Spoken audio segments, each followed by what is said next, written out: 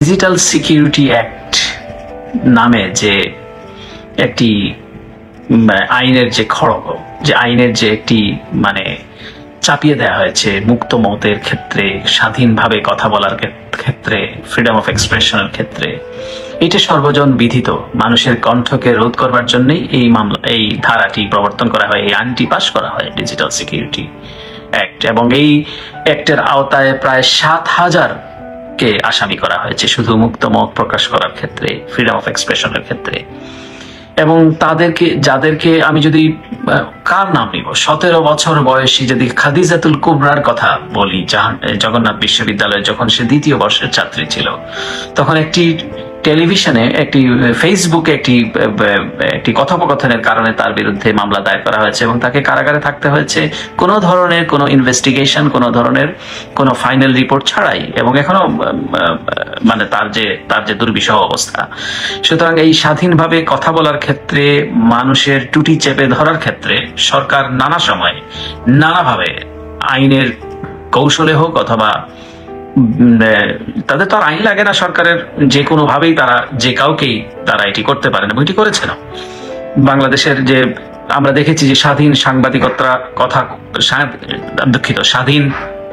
সাংবাদিকতা করতে গিয়ে মাহমুদুর রহমানের মতো সম্পাদককে কারাগারের হাজিরা দিতে গিয়ে রক্তাক্ত হতে হয়েছে, মামলার কারণেই তো তাকে কারাগারে যেতে। শফিক রেহমানের মতো বয়োবৃদ্ধ সাংবাদিককে কারাগারে তাকে মাটিতে শুতে হয়েছে। এই 85-90 বছর বয়সের সাংবাদিক, আমি সংবাদকর্মী হিসেবে যাদের কথা আমি বলছি, কাকে মামলা দেয়া হয় নাই? কনক সারওয়ারের সাংবাদিকতার কারণে তার বোনকে মামলা দেয়া হয়েছে, কারাগারে থাকতে হয়েছে তাকে।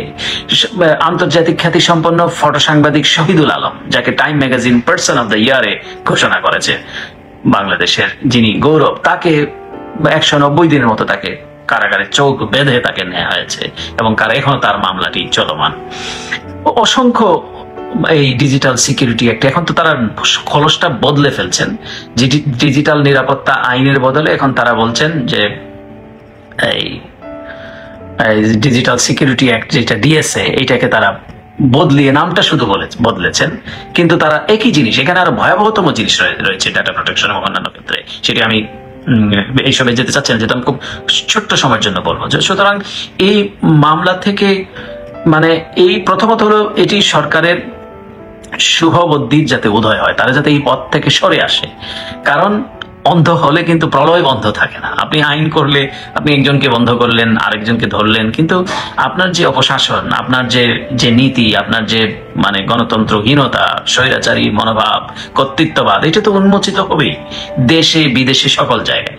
সুতরাং সেখান থেকে সরে আসতে হবে। আমি দেখলাম যে একটি মামলায়, যেটা 2022 সালের 10 অক্টোবর দায়ের করা হয়েছিল, সেখানে ইউটিউবের খুব অসংখ্য মানুষ যার ভিডিও শুনে, মতের সাথে দ্বিমত থাকতে পারে, কিন্তু তার একটা অ্যাক্সেস আছে, ভিজিবিলিটি আছে, মানুষ শুনে। এবং পিনাকি, তার নামে, পিনাকি চক্রবর্তী, ওনার নামে যে মামলাটি দেওয়া হয়েছে, মুস্তাফিজ, আমি তাকে ওই সময় চিনতাম না, কিন্তু পরে আমি খুঁজে বের করেছি যে কে মুস্তাফিজ, কাকে নামটা মামলায় জড়ালো, আবার আমার নামটা ওইখানে, আবার আমাকে নাকি তথ্য দিয়েছে, আজকে এসব কথাবার্তা। পরে আমি অবশ্য তাকে খুঁজে পেয়েছি যে সেই যে ছাত্র দলের রাজনীতির সঙ্গে যুক্ত ছিল, সে মেধাবী ছাত্র। পরে আমি যতটুকু তার মামলার পরে আমি যখন খোঁজ খবর নিলাম যে লোকটা কে রে ভাই, মামলার পার্টনার হয়ে গেল। পরে সে তখন অবশ্য জেলে ছিল, সে অনেক নির্যাতন সহ্য করতে হয়েছে। পরে দেখলাম যে না, সে ইংলিশ ডিপার্টমেন্টে পড়তো ঢাকা ইউনিভার্সিটিতে। তো এইরকম একটা ছবি তুলেছে, ছবি তুলে সে পুলিশের কি একটা তারা করছিল, ওইটা ছবি তুলে নাকি সে পিনাকি ওনাকে এবং আমাকে নাকি সরবরাহ করেছে, এই অজুহাতে তারা এইরকম একটা গল্প সাজিয়ে তারা মামলাটি করেছে। এখন দেখলাম যে মামলায় তাদের দুজনকে আসামি করা হয়েছে, কিন্তু আসামি থেকে বাদ দেওয়া হয়েছে। আমার স্পষ্ট বক্তব্য হলো যে এই মামলাটি সম্পূর্ণভাবে প্রত্যাহার করতে হবে এবং এই মামলায় বাকি যে দুইজন, আপনার যদি কোনো বক্তব্য থেকে থাকে, আপনার যদি কারো মতের সাথে যদি বিরোধ থাকে, আপনি সেখানে যুক্তি দিয়ে উপস্থাপন করুন, আপনি শক্তি দিয়ে কেন। আপনি যদি তার বক্তব্য পছন্দ হয়, আপনার মধ্যে যদি কোনো সেটাকে আর্গুমেন্ট দাঁড় করানোর জন্য যদি আপনার কোনো বক্তব্য থেকে থাকে, সাবস্টেনশিয়াল কোনো এভিডেন্স থেকে থাকে, আপনি বলুন, কিন্তু তাকে নির্যাতন করে, নিগৃহীন করে তাকে এটি করতে হবে, আপনাকে এটার মোকাবেলা করতে হবে। সুতরাং এটা, এবং সরকারের লোকেরা যারা, এগুলো হলো খুব সহজ কাজ, কারণ তারা কাজটি সহজ করবার জন্য এই খয়েরকা বাহিনী তারা এই মামলা টামলা করে মনে করে যে এটা বন্ধ করে গেল, কিন্তু এটা আরো পথকে প্রশস্ত করলো। এইটা এবং এই সরকারের যে আমরা দেখি এই যে অনেকে বলে যে তাদের মানে সরকারের পক্ষে বলার মতো নাকি লোক নাই, বলে না, আর কি বলবে রে ভাই? মানে এই ক্ষমতাসীন কর্তৃত্ববাদী সরকারের পক্ষে কি বলারটা আছে? এবং যারা বলতে পারে তাও দু একজন বলতে চাইলে বলতে পারে, যেমন যারা এমবেসি গুলোতে যারা কাজ করে, মনে করেন যারা বলা হয় যে যারা অ্যাম্বাসেডার এবং যারা রাষ্ট্রদূত বিদেশে যারা বাংলাদেশকে যারা রিপ্রেজেন্ট করে, এরা তো বলবে না, কারণ এরা তো নিজেরাই জানে যে ওখানে কি ঘটছে। আর দ্বিতীয়ত হলো এরা সবসময় তাদের প্রমোশন, একটু ভালো থাকার সুযোগ সুবিধা এগুলো নিয়ে থাকে, কোন দেশের পরে কোন দেশে যাবে। আমি কোথাও দেখি না, আমি কোথাও মানে কোনো রাষ্ট্রীয় অনুষ্ঠানে দাওয়াত যে পায় না তা না, তো কোথাও কোথাও দাওয়াত পায়, যেহেতু এটা কান্ট্রি, এটা রিপ্রেজেন্টেটিভ দাওয়াত পায়, কিন্তু তারা আমি দেখি না তাদের কোথাও রিপ্রেজেন্টেশন এবং কোনো নেগোসিয়েশন স্কিল, কথা বলার ধরন ওই বাংলাদেশি স্টাইলে, ওই যে সিনিয়র জুনিয়র, সামনে যাওয়া পেছনে যাওয়া, আগে বসা, চেয়ার খোঁজা, এগুলো করে। তো সুতরাং প্রথমত হলো নাই আপনাকে প্রমোট করার মতো, আপনাকে প্রজেকশন করার মতো কোনো একটা জিনিস নাই যেটা নিয়ে করা যাবে। দ্বিতীয় ব্যাপারটি হলো এগুলো করবে না তারা, কারণ তারা তাদের প্রমোশন, তাদের ভালো পোস্টিং এগুলো নিয়ে বিদেশে এই লোকগুলি এই কাজগুলি করে। আর দেশের ভিতরে আমি যেহেতু বিদেশে আছি, মানে প্রবাসে আছি এই মুহূর্তে, আমি সেই জন্য প্রবাসেরটা করলাম। আর দেশের ভিতরে তো ভারতে যেমন বলা হয় গদি মিডিয়া, আর ভারতে আর বাংলাদেশে এখন অনেকে বলছেন হাসি মিডিয়া, মানে হাসি মানে একটা অক্ষরে একটা নামের একটা প্রথম দু অক্ষর অথবা হাসার বিষয়, মানে এরাও কিন্তু এই যে একই জিনিস, এই আপনার মানে চর্বিত চর্বণ যা আছে তারাই ওই সব জায়গায় একই জায়গায় সিন্ডিকেট থেকে সার্কুলেট করা হয় এবং তারা ওইটা বাধ্য হয়। অনেকে বলেন যে ভাই আমাকে আমার বিরুদ্ধে রিপোর্ট করে আমাকে বলছেন, আমারই একটি অর্গানাইজেশন বলছে যে বোঝেই তো ভাই, মানে আমাদের তো টিকে থাকতে হবে, আমাদের তো এগুলি করতে হয়, কারণ এটা দিয়ে দেওয়া হয়। তো এই হলো বাংলাদেশের সাংবাদিকতার লেভেল।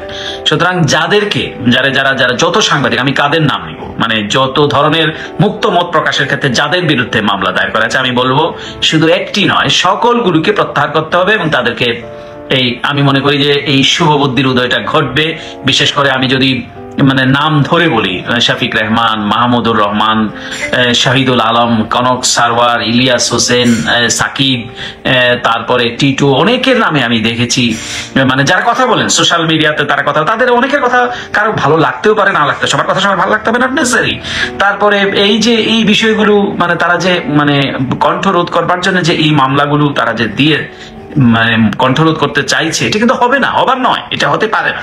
সুতরাং এই সকলের ক্ষেত্রে আমি বলবো যে সকলের, রোজিনা, শামস, প্রথম আলো, তাদেরকে প্রত্যেকের মানে, এবং খাদিজাতুল কোবরা যাকে দিত আমি শুরু করলাম, অসংখ্য নাম, 7,000 মামলা, এবং এই মুক্ত মতের ক্ষেত্রে মুস্তাকের মতো সাহসী লেখককে কারাগারে জীবন দিতে হয়েছে।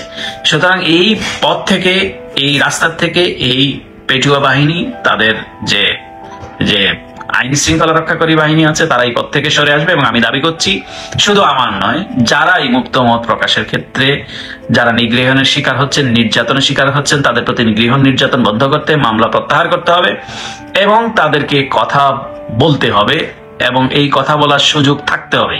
এটাই হচ্ছে একটি সিভিল একটি, মানে বাংলাদেশে তো বলেন ভাই আপনি কি বলেন, কাকে কি বলেন, হ্যাঁ এটাও ঠিক, কাকে কি বলে এটাও একটা কর্তব্যের মধ্যে বিষয় নিতে হয়, কিন্তু তারপরও বলতে হবে। তারপরে এই দেশ আমার, এই দেশের আলো বাতাসে আমরা বড় হয়েছি, এই দেশকে আমরা আই ক্যানট গিভ আপ, মানে আমাকে যে সবকিছু ট্যাগ করে ফেসবুকের মধ্যে হাই হতাশ করতে হবে, তাহলে তো সেই কাজ তো অনেকের মতো আমিও করতে পারি। তো এই সুতরাং দেশকে আর শুধু বিদেশের পানে চেয়ে থাকা, যে কোথাও কিছু হচ্ছে নাকি, সকালে উঠে কিছু শুনলাম নাকি, এই সময় আমার প্রত্যেককে অ্যাক্ট করতে হবে, যার যার জায়গায় ভয়কে জয় করতে হবে। এটি হলো সব জায়গায়, দেশে বিদেশে। বিদেশে যারা আছেন তারা তো একটা সুবিধাজনক স্থানে আছেন, একটা ভালো জায়গায় আছেন, একটা প্রটেক্টেড জোনে আছেন, আপনাদেরকে তো করতে কোনো অসুবিধা নাই। সত্য কথা বলতে আমি বলছি না যে আপনারা সেখানে যুদ্ধ দেখি হবেন, আপনারা সেখানে লড়তে যাবেন, কিন্তু বলতে হবে সত্য কথাটা, সঠিক কথাটি বলতে হবে এবং এই বলার স্বাধীনতাটুকু থাকতে হবে। সুতরাং আমি চাইছি যে যাদের বিরুদ্ধে এই মামলাটি, যে সকল মামলা দায়ের করা হয়েছে কথা বলার কারণে, প্রত্যেকের মামলা যাতে প্রত্যাহার করা হয় এবং নির্যাতন নিগৃহণ বন্ধ করা হয়। আজকে এই পর্যন্তই সংক্ষিপ্ত। সকলে ভালো থাকুন, সুস্থ থাকুন, সকলের জন্য নিরন্তর শুভকামনা।